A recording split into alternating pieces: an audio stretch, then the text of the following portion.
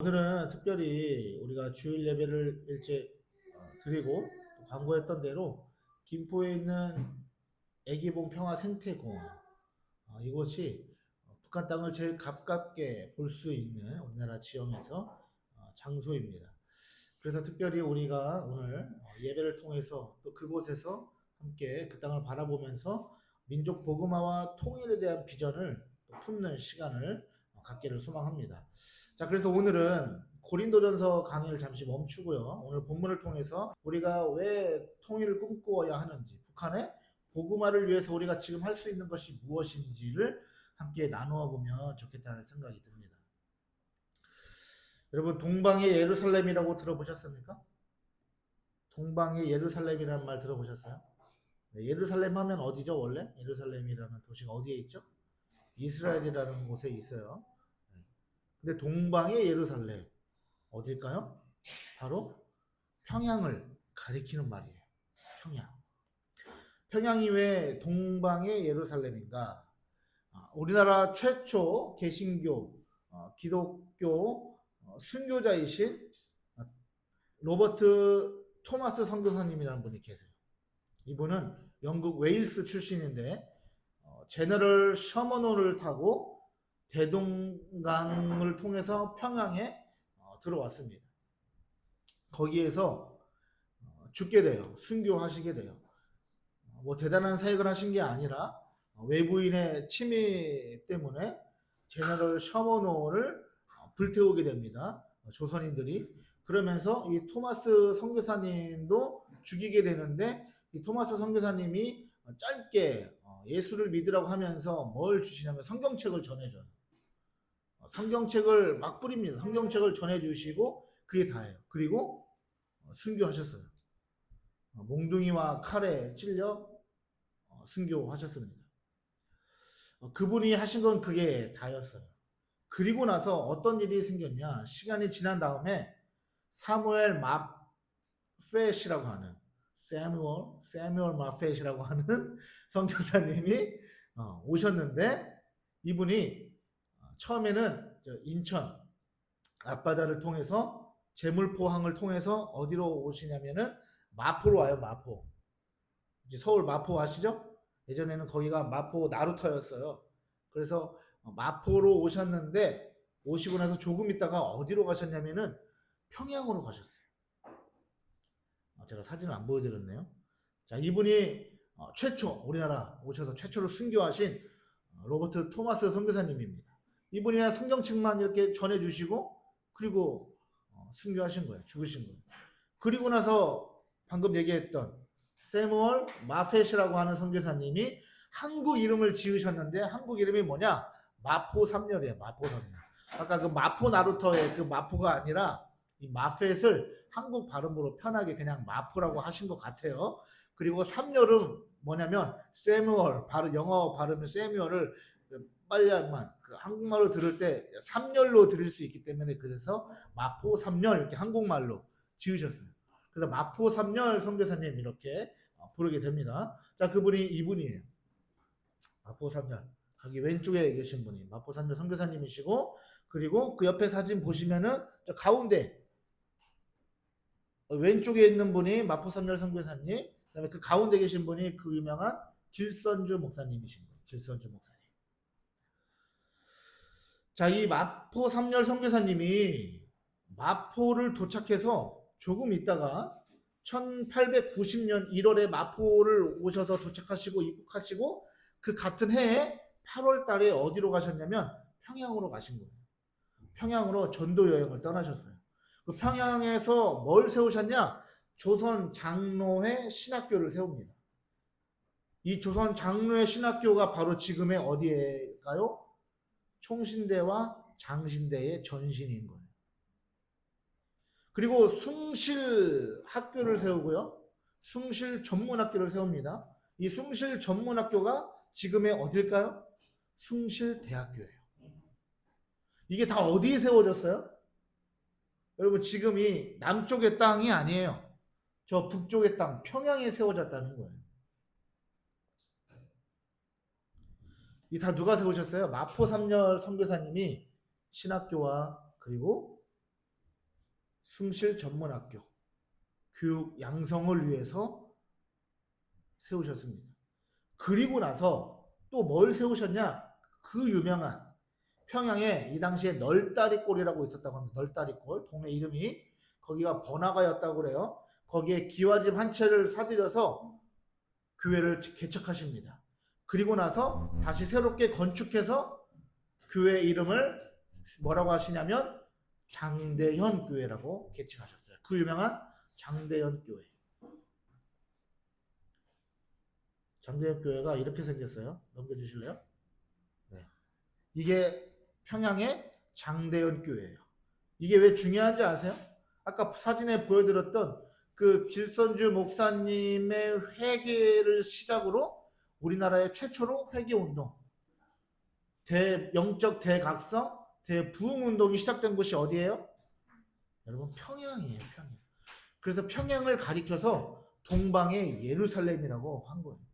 저 평양에서 장대현 교회에서 말씀 사경회가 열립니다. 1년에 한 번. 그 말씀 사경회를 듣기 위해서 전국 각지에서 모여드는데 목포에서 머리에 짐을 지고 걸어서 평양까지 올라가는 거예요. 대단하죠? 그곳입니다. 우리나라 기독교 신앙의 아주 뿌리 깊은 곳. 하나님이 이 땅에 복음을 주시는데 그 복음을 통해서 영적 대각성이 일어났던 곳. 그곳이 어디라고요? 평양이에요. 지금은 우리가 갈 수 없는 곳. 평양은 그런 곳이었어요. 복음의 씨앗이 깊게 뿌리 내렸고 그리고 복음의 열매가 맺어지는 도시였어요. 한국 기독교 역사에 1907년 평양에 있었던 대부흥운동은요. 한국교회 역사의 상징과도 같은 그런 사건이고 시간이었습니다.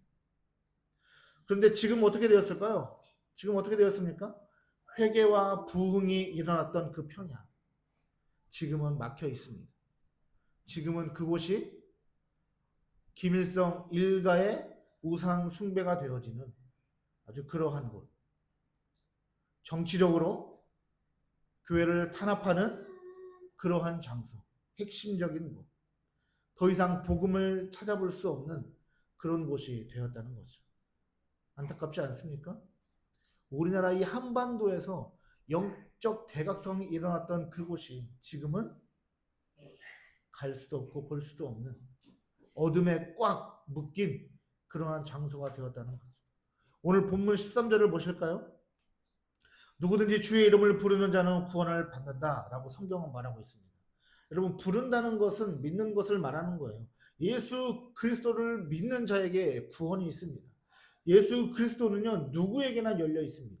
누구든지 믿기만 하면 구원을 얻게 됩니다. 그런데 복음이신 예수 그리스도를 믿으려면 어떻게 해야 된다고 사도 바울이 지금 본문에서 말하고 있을까요? 14절입니다. 14절 보세요. 그런즉 그들이 믿지 아니하는 일을 어찌 부르리요? 듣지도 못한 일을 어찌 믿으리요? 전파하는 자가 없이 어찌 들으리요? 예수 그리스도를 듣지 못했는데 불신자들이 어떻게 믿을 수 있겠느냐 이 말이에요. 물론 본문은 1차적으로 유대인들을 가리키는 것입니다. 그렇다면 불신자들이 왜 예수를 들을 수 없는가? 전하는 자가 없으면 들을 수 없다는 거예요. 복음은요, 전해야 하는 거예요. 복음을 전하지 않으면 예수 그리스도를 들을 수 없고 만날 수 없다는 겁니다. 자, 바울은 15절에서 복음을 전하는 자의 귀중한 책임에 대해서 이렇게 말하고 있어요. 15절. 보내심을 받지 아니하였으면 어찌 전파하리요? 기록된 바 아름답도다. 좋은 소식을 전하는 자들의 발이여 함과 같으니라. 전하는 자가, 복음을 전하는 자가 보냄을 받지 않으면 전할 수 없습니다. 즉, 전하는 자는 보내는 자의 권위 아래 있다는 거예요. 이해되셨어요? 자, 우리가 고린도전서에서 교회의 질서를 다룰 때 그 말씀의 내용 기억하세요? 기억나십니까? 자, 예수님은 하나님의 권위와 질서에 따라 순종하셨다. 기억나시죠? 예수님은 이 땅에 하나님으로부터 보냄을 받으신 분이에요. 마찬가지로 성도들도 예수 그리스도의 제자가 되어서 하나님의 권위와 그리고 복음을 전하는 자의 그 사명을 위임받은 그 위임 아래 복음 전파를 위해서 보냄을 받은 자들이라는 뜻입니다. 다시 말해서 그리스도인은 예수 그리스도의 복음을 전파하기 위해서 그것이 선택이 아니라 부름을 받은 보냄을 받은 전도자요. 그것이 우리의 의무가 된다는 거죠. 왜냐하면 우리가 전해야 사람들이 듣고 복음을 믿기 때문입니다. 그 복음, 복된 소식, 좋은 소식을 전하는 자의 모습은 아름답다는 거예요. 왜요? 왜 아름다울까요? 복음을 전하는 자의 발걸음이 아름답다고 합니다. 왜 아름다울까요? 세상에서 가장 아름다운 일이 무엇인지 아세요? 세상에서 가장 아름다운 일이 생명을 구하는 일이에요. 생명을 구하는 일. 하나님이 가장 기뻐하시는 일이기 때문에 그것이 가장 아름다운 일인 거예요. 그런데 하나님이 기뻐하시는 이 아름다운 일, 복음을 전하는 이 일이 막혀 있는 곳이 있어요. 어디예요? 바로 우리의 민족이자 우리의 땅, 우리의 형제 북한이라는 거예요. 그곳에는 지하 교회가 있지만 자유가 없는 상황 속에서 목숨을 걸고 신앙을 지키고 있습니다. 또한 대부분의 북한 주민들은 복음을 들을래야 들을 수가 없습니다. 한국 교회에 복음을 전할 사람이 없어서가 아니에요. 한국 교회는 미국 교회 다음으로 세계 선교에 앞장서는 나라입니다. 북한은 불과 서울에서 2시간 정도 거리밖에 되지 않습니다. 2시간 거리에 있음에도 불구하고 우리는 마음껏 복음을 전할 수가 없습니다. 물론 여러분 다양한 루트를 통해서 북한에 복음이 전해지고 있긴 합니다. 그렇지만 그 일에는 분명히 한계가 있죠. 바울은 16절에서 이렇게 이야기합니다. 그러나 그들이 다 복음을 순종하지 아니하였도다. 이사야가 이르되 주여 우리가 전한 것을 누가 믿었나이까 하였으니. 보냄을 받은 자들이 복음을 전했다고 해서 다 믿습니까? 여러분 다 믿어요? 우리가 나가서 전도지 주고 전도를 하면은 사람들이 그거 다 받거나 막 다 믿습니까? 그 자리에서 예수님 영접합니까? 그러지 않아요. 특히나 요즘 시대에는 더 그렇습니다. 이스라엘도 마찬가지였어요. 16절의 말씀은 바울이 이사야 선지자의 말씀을 인용한 거예요. 이사야 선지자는 아무리 고난받는 종, 메시아에 대한 말씀을 전해도 또 그 메시아에 대한 말씀을 들어도 회개하지 않고 듣지 않는 그 이스라엘 백성들을 보면서 얼마나 답답했을까. 그 답답한 심정이 있었을 것입니다. 그래서 주여 우리가 전한 것을 누가 믿었습니까? 내가 하나님의 그 계시와 말씀을 가지고 하나님의 선택받은 이스라엘 백성들에게 내가 아무리 메시아에 대한 예언의 말씀을 전해도 저들이 회개하지 않고 깨닫지 않고 듣지 않습니다. 라고 말하는 그 이사야의 외침, 그 외침 가운데 담긴 그 이사야의 답답한 마음. 그럼에도 불구하고 17절에서 사도 바울이 이렇게 말합니다. 그러므로 믿음은 들음에서 나며 들음은 그리스도의 말씀으로 말미암았느니라. 아멘. 여러분 복음을 들었다고 해서 다 믿는 것은 아니죠. 우리가 전도하다 보면 세상 사람들이 다 예수 믿는 건 아닙니다. 특히나 요즘은 전도한다고 해서 10명 전도하면 다 10명 안 믿어요. 다 거부할 수도 있습니다. 그래도 어떻게 해야 된다는 거예요? 그래도 전해야 한다는 거예요. 어찌되었건 예수 그리스도를 전해야 듣는다는 거예요. 그리고 들어야 믿음이 생긴다는 것입니다. 그러나 대한민국 사람들은요, 복음을 들을 기회라도 있죠. 전할 때 듣진 않지만 들을 기회라도 있습니다. 들을 자유가 있고 전할 자유가 있습니다. 그런데요, 안타깝게도 북한 주민들은 아예 들을 기회조차 없습니다. 들었을 때 그들이 믿던 안 믿던 그 최소한의 들을 기회는 여러분 있어야 되지 않겠어요? 그들이 믿든지 안 믿든지 간에 그들에게 복음이 최소한으로 전해져야 그 기회가 주어져야 그들이 예수를 발견할 수 있지 않겠느냐는 거죠. 그래서 우리는요, 민족 통일을 고대해야 하는 거예요. 저 땅이 열리고 복음이 선포될 그 날을 우리는 사모하면서 기도해야 되는 거예요. 우리 한국교회 성도들은요, 북한이 열리길 기도해야 합니다. 그들에게 복음을 전할 날을 구해야 합니다. 얼마나 불쌍합니까? 우리가 세계 열방을 선교하는데 우리나라 한국 선교사님들이요, 세계를 안 다니는 곳이 없어요. 다 나가 있습니다. 그런데 어디를요 못 가요? 북한은 자유롭게 못 가요. 먼 나라도 아니에요. 우리랑 아무 상관없는 사람들도 아닙니다. 같은 민족에게 복음을 전하지 못한다는 현실이 얼마나 가슴 아픈 일이겠습니까? 오늘 우리가 예배를 마치고 애교봉에 가면요, 망원경으로 이제 보면요, 북한을 바로 볼 수 있어요. 거기 보면 북한 군인들 왔다 갔다 하는 거 다 보이고요. 그리고 북한이 선전마을이라고 만들어 놓은 곳도 보입니다. 그런데 거기에 올라가면, 전망대에 올라가면 종교 활동을 할 수가 없어요. 금지되어 있어요. 그래서 우리가 그곳에 올라가셔서 그 땅을 망원경으로 보면서 마음속으로, 속으로 기도하시길 바래요. 민족 복음화의 통일과 비전을 가지고 하나님께 구하는 시간이 되었으면 좋겠습니다. 그 땅을 바라보시면서 하나님, 이 땅이 열리게 해주세요. 지금은 이 철책선으로 막혀 있고 정치적으로 대립관계, 군사적으로 대립관계에 있어서 들어갈 수 없지만 하나님, 이 땅이 속히 열리게 하여 주옵소서. 기도하는 시간 되었으면 좋겠습니다. 요즘요, 많은 한국 사람들, 특히 젊은 세대 가운데 통일을 염원하지 않아요. 통일을 기대하지 않습니다. 그냥 우리끼리 잘 살자고 합니다. 그 말을 이해 못하는 거 아니에요. 통일이 되면 우리가 많이 지출해야 될 비용들, 우리가 많이 헌신하고 희생해야 될 일들이 아마 있을 것입니다. 물론 어려울 거예요. 그렇지만 정치, 경제, 문화적으로 하나 되는 것이 쉽지 않을지라도, 그러나 우리는, 믿는 자들은 어떠한 시각으로 바라봐야 되겠어요? 영적인 시각에서 바라보아야 한다는 거죠.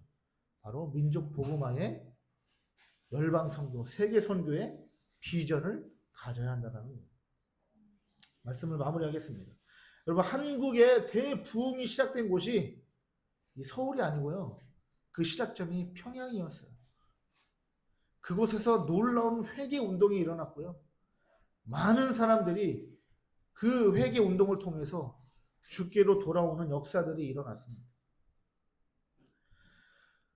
그 영적 대각성의 운동이 다시 한번 저 땅에서, 저 이북 땅에서 일어나길 우리가 소망하였으면 좋겠습니다. 말씀을 듣기 위해 한반도 남쪽에서 북쪽으로 며칠을 걸어서 갈 정도로 그 복음의 열매가 가득했던 그곳이 다시 복음의 열매가 맺어지는 날이 오기를 소망합니다. 그리하여서 북한 주민들이요, 자유의 복음을 듣고 죄로부터 해방되는 그 기쁨을 누리면 얼마나 좋겠습니까? 그 기쁨의 날을 우리가 고대하면서 기도하고 비전을 품고 우리가 어떻게 하면 북한 선교를 할 수 있을까? 우리 앞으로 교회다운 교회도 어떻게 하면 북한 선교를 동참할 수 있을까?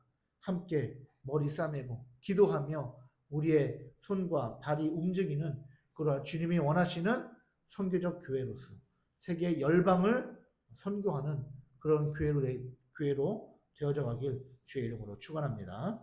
기도하겠습니다.